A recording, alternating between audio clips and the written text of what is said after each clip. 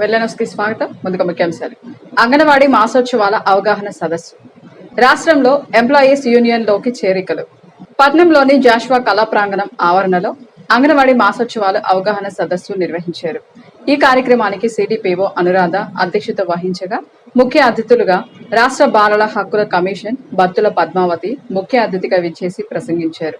ఈ మాసం అంతా మాతా శిశు సంరక్షణతో పాటు ఆరోగ్యకరమైన దేశ నిర్మాణం దిశగా కేంద్ర ప్రభుత్వం అమలు పరుస్తున్న పోషణ అభియాన్ పోషణ మాసాన్ని నెల రోజుల పాటు ప్రజలకు అవగాహన కల్పించేందుకు మహిళా శిశు సంక్షేమ శాఖ ఆధ్వర్యంలో పోషణ ట్రాకర్ ఆర్గనైజేషన్ లో ప్రతి బిడ్డ యొక్క బరువు ఎత్తు ఆన్లైన్ చేయడం జరిగిందన్నారు.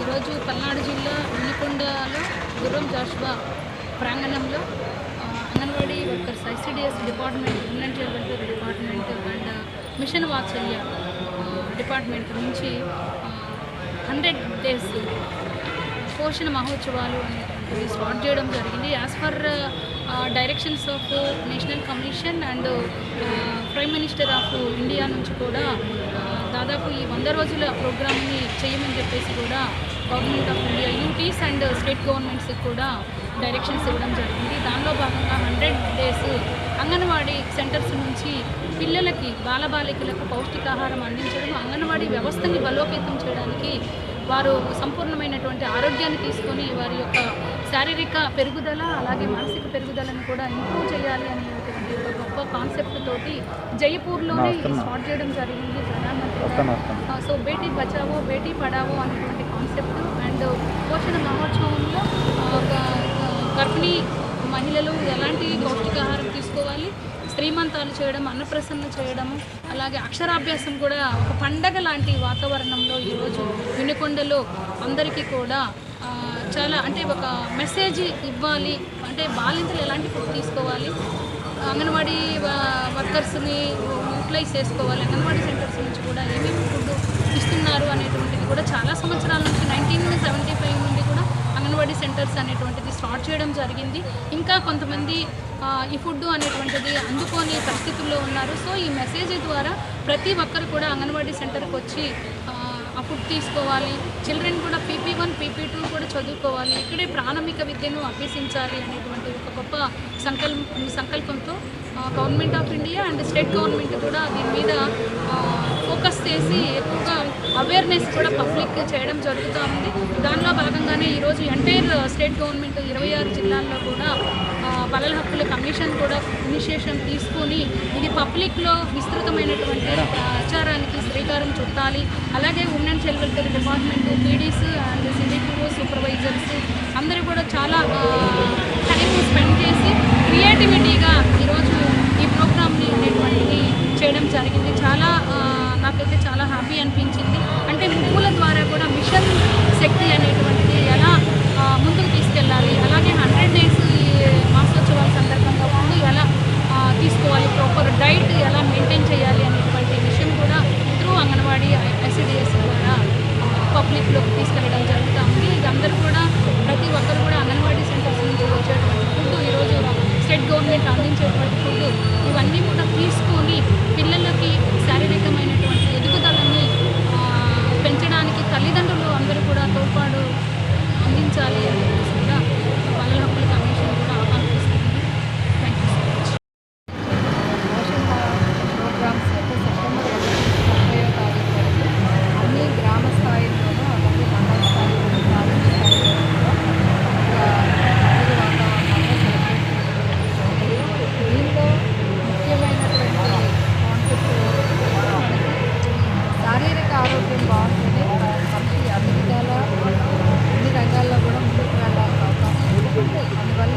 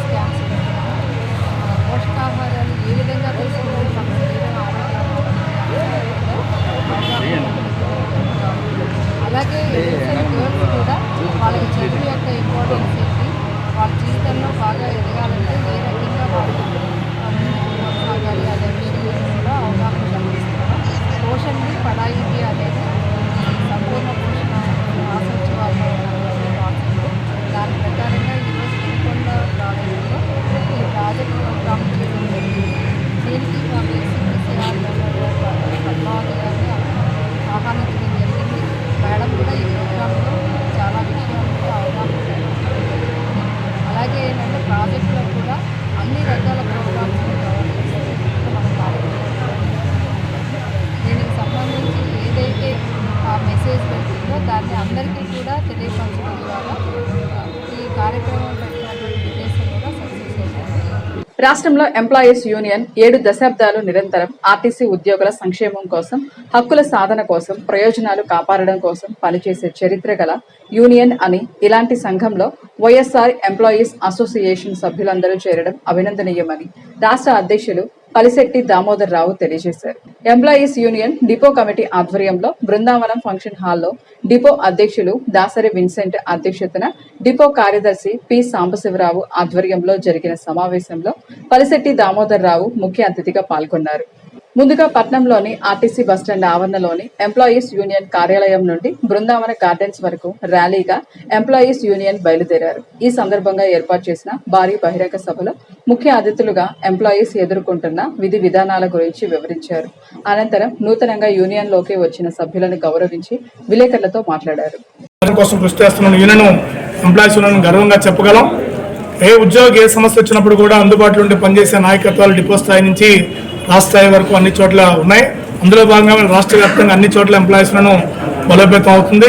ప్రధానంగా వాళ్ళ ఆర్టీసీ ఉద్యోగులకు సంబంధించి విలీనంగా ముందున్న కొన్ని సమస్యలు, విలీనం తర్వాత కొన్ని సమస్యలు ఏర్పడింది.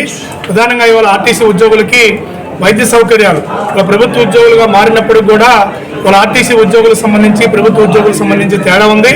ప్రభుత్వ ఉద్యోగులు వేరు, ఆర్టీసీ ఉద్యోగులు వేరు. 24/7 పనిచేసే ఉద్యోగులకు సంబంధించి వైద్య సౌకర్యాల విషయంలో గతంలో ఆర్టీసీలో ఉన్నప్పుడు ఎటువంటి వైద్య సౌకర్యాలు ఉండేవో అదేవిధంగా వైద్య సౌకర్యాలు కావాలని ఏపీపీటీ ఎంప్లాయీస్గా కృషి చేయడం జరుగుతూ ఉంది.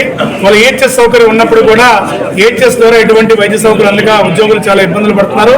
అందుకే ఆర్టీసీ ఎంప్లాయీస్గా పాత పద్ధతుల్లో వైద్య సౌకర్యాలు కావాలని చెప్పేసి విజ్ఞప్తి చేయడం జరుగుతుంది. అలాగే ఆర్టీసీ ఉద్యోగులకు సంబంధించి ప్రభుత్వ ఉద్యోగుల మాదిరిగా కాకుండా నైట్ అవుట్స్ సంబంధించి చాలా చోట్ల సుమారు రాష్ట్ర వ్యాప్తంగా కండక్టర్, డ్రైవర్లు, మెయింటెనెన్స్ వింగ్, తనిఖీ అధికారులు అంతా కూడా విధి నిర్వహణలో దూర ప్రాంతాలకు డ్యూటీలకు వెళ్లే పరిస్థితి ఉంటుంది.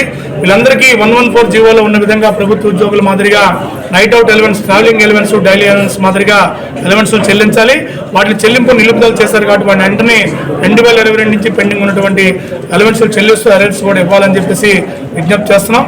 అలాగే గత ప్రభుత్వ హయాంలో విలీనం అయినప్పటి నుంచి ఇప్పటి వరకు నిలిచిపోయినటువంటి ప్రమోషన్లు ఆగిపోయిన కారణంగా సుమారు 3,000 మందికి ప్రమోషన్ రాకుండా ఆగిపోయినాయి. అలాగే గత కొన్నేళ్లుగా రిక్రూట్మెంట్ లేని కారణంగా ఇవాళ కండక్టర్లు, డ్రైవర్లు, మెయింటెనెన్స్ స్టాఫ్, ఇతర క్లరికల్ స్టాఫ్ చాలా షార్టేజ్ ఉంది.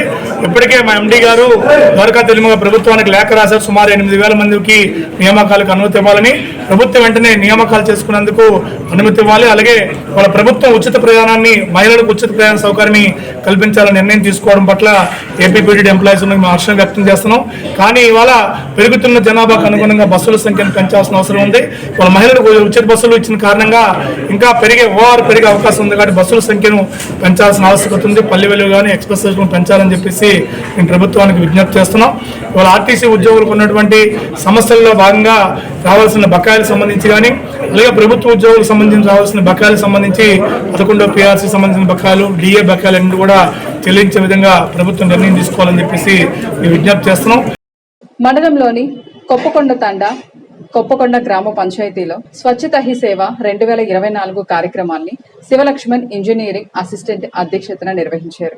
సమావేశంలో సర్పంచ్ బూక్యా బికినీబాయ్, మంద్రా నాయక్, తండా మహిళలు, పురుషులు, విద్యార్థులు పాల్గొన్నారు. స్వచ్ఛ భారత్ మిషన్ మండల కోఆర్డినేటర్ ప్రభాకర్ రావు మాట్లాడుతూ తండాలోని ప్రజలంతా ఆరోగ్యంగా ఉండాలని, ఎటువంటి అంటువ్యాధులు రాకుండా ఉండాలంటే ప్రతి ఒక్కరూ వ్యక్తిగత శుభ్రత పాటించాలని, పొడి చెత్త, తడి చెత్తలను వేరు చేసి క్లాప్ మిత్రులకు ఇవ్వాలని, సైడ్ కాలవల్లో చెత్త నిల్వ లేకుండా చూడాలని, పరిశుభ్రమైన నీటిని త్రాగాలన్నారు. పేదల ఆకలి తీర్చేందుకు ప్రభుత్వం అమలు చేస్తున్న చౌక ధరల బియ్యం అక్రమార్కులకు వరంగా మారిందని వినుకొండ నియోజకవర్గ సిపిఐ కార్యదర్శి బోదాల శ్రీనివాసరావు అన్నారు. వినుకొండ పట్టణంలో రేషన్ కార్డుదారులకు రేషన్ బియ్యానికి బదులు డబ్బులు ఇస్తాం, తీసుకోవాల్సిందేనంటూ గత కొద్ది నెలలుగా రేషన్ కార్డుదారులను రేషన్ డీలర్లు తీవ్ర ఇబ్బందులు గురిచేస్తుండటంతో సిపిఐ పార్టీ నియోజకవర్గ సమితి ఆధ్వర్యంలోని సమితి ఆధ్వర్యంలో వినుకొండ మండల తహసీల్దార్కు వినతి పత్రాన్ని అందజేశారు. ఈ సందర్భంగా బోదాల శ్రీనివాసరావు మాట్లాడుతూ గత కొద్ది నెలలుగా బియ్యం ఇవ్వమని రేషన్ బియ్యానికి బదులు డబ్బులు తీసుకోవాల్సిందేనంటూ కార్డుదారులను రేషన్ డీలర్లు ఇబ్బందులకు గురి చేస్తున్నారని, ప్రభుత్వం రేషన్ కార్డుదారులకు డబ్బులు ఇస్తుందా, బియ్యం ఇస్తుందా అధికారులను ప్రశ్నించారు. వినుకొండ పట్టణంలో గత కొన్ని నెలలుగా ప్రభుత్వం సప్లై చేయవలసినటువంటి రేషన్ సరుకుల్ని రేషన్ కార్డుదారులకి సప్లై చేయకుండా రేషన్ డీలర్లు రేషన్ బియ్యానికి బదులుగా డబ్బులున్నాయి, డబ్బులు ఇస్తాం, రేషన్ బియ్యం లేవు, డబ్బులే తీసుకొని పోండి అని చెప్పి రేషన్ కార్డుదారుల్ని తీవ్ర ఇబ్బందులకి గురి చేస్తున్నారు. అదేమని రేషన్ కార్డు కస్టమర్స్ ప్రశ్నిస్తే మీ చేతనైంది చేసుకోపోండి, మీరు ఎవరికి చెప్పుకుంటారో చెప్పుకోపోండి అని చెప్పి రేషన్ కార్డుదారుల మీద రేషన్ డీలర్లు దబాయిస్తూ ఉన్నటువంటి పరిస్థితి గత కొన్ని నెలలుగా చూస్తూనే ఉన్నాం. దీని మీద ఈరోజు సిపిఐ పార్టీ నియోజకవర్గ సమితి ఆధ్వర్యంలో వినుకొండ మండల తహసీల్దార్ గారికి వినతి పత్రం ఇవ్వడానికి వచ్చాం. వినతి పత్రం ఎంఆర్ఓ గారికి చెప్పాం. ఆల్రెడీ రేషన్ కార్డు కస్టమర్లకి రేషన్ సరుకులు ఇవ్వటంలో రేషన్ కార్డు దారులని రేషన్ డీలర్లు తీవ్ర ఇబ్బందులకు గురి చేయటం కాకుండా వాళ్ళు అదేమని ప్రశ్నిస్తే మీ చేతనైంది చేసుకోపోండి, మీరు ఏం చేసుకుంటారో చేసుకోపోండి, మీరు మమ్మల్ని ఏమీ చేయలేమని చెప్పి మాట్లాడటం కరెక్ట్ పద్ధతి కాదు. ఇప్పుడైనా సరే ప్రభుత్వ అధికారులు స్పందించి వాళ్ళందరినీ కూర్చోబెట్టి మీటింగ్ చేసి ప్రజలకు ఇవ్వాల్సినటువంటి నిత్యావసర సరుకులైనటువంటి రేషన్ సరుకులన్నింటినీ కూడా సకాలంలో చెల్లించాలి. అలాగే గతంలో ఏవైతే ఇచ్చారో కందిపప్పు, పామాయిలు, పంచదార, గోధుమలు అవి ఇవ్వటం లేదు, అవి కూడా ఇవ్వాలి.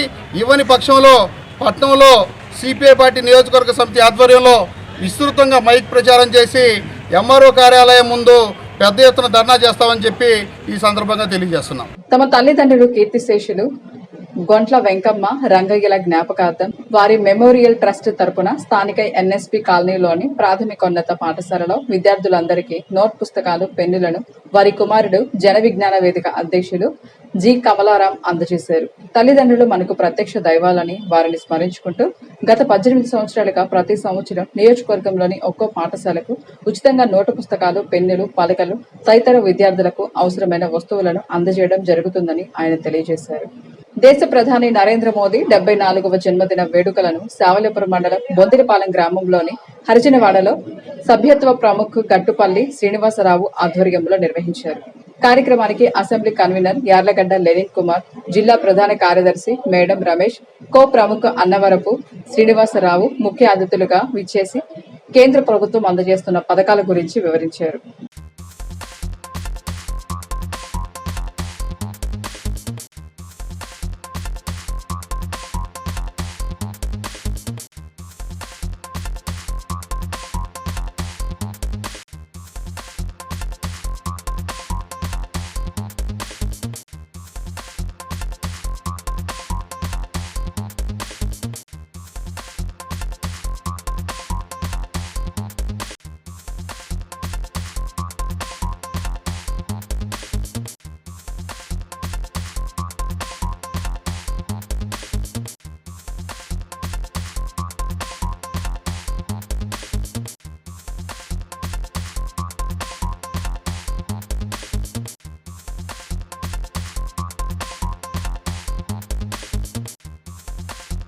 ఇద్దరితో వెళ్ళాను సమాప్తం. తిరిగి రేపటి వెళ్ళానులో కలుసుకుందాం. నమస్కారం.